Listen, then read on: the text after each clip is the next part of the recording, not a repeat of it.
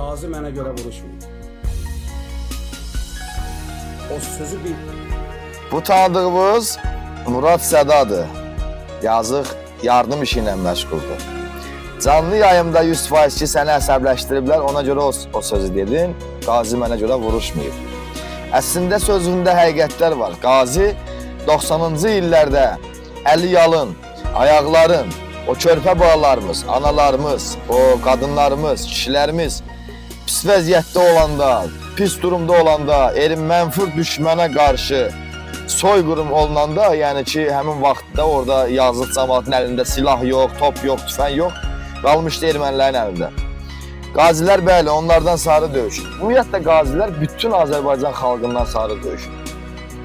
Sən özün də Biləsuvar rayonundansan. Sənin bu günləri fəxr eləyəsi mübariz kimi yerlin var. Allah məkanın cənnət eləsin.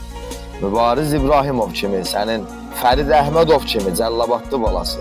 Fərid Əhmədov kimi sənin qəhrəman igid qardaşların olub. Səni kimsə burada 100% qıcıqlandırıb bu canlı yayımda. Elə şeylərə fikir vermə.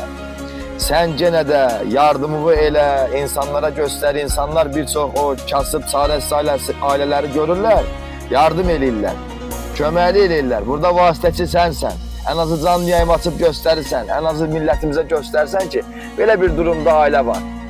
Yəni ruhdan düşmə. Ola bilər bu videolarını da qayd edib səni gözdən salmaq istəyirlər. Ay Murad, fikir vermə. Əsəbləşmirsən, nəsə qıcıq yaradıblar sənə, ona görə o sözü bəlkə də demirsən ki, qazi mənə görə döyüşməyib. Olar, insansan. Mən özüm də qaziyəm, vətən müharibəsinin qaziyəm. Yəni, mənim o söz pisimə gəlmədi. Yəni, nə var ki burada? Dedin də. Bugünkü gün heç bir oğlan, heç bir oğlanın krişasının altına krişalıq edə bilməz. Hər kəsənin öz evi, öz eşiyidir. Bildiniz nətər? Bunu bütün millətə deyirəm. Kimsə kiminsə evinə qarışa bilmir. Qazilər gəldi, özlərini yandırdılar, xalqımız, millətimiz çıxıb o qaziləri zaşrat eləmədi, arxasında dayanmadı. Ondan danışın. Burada Murad bir dənə söz deyib, Muradın o sözündən tutub danışmayın.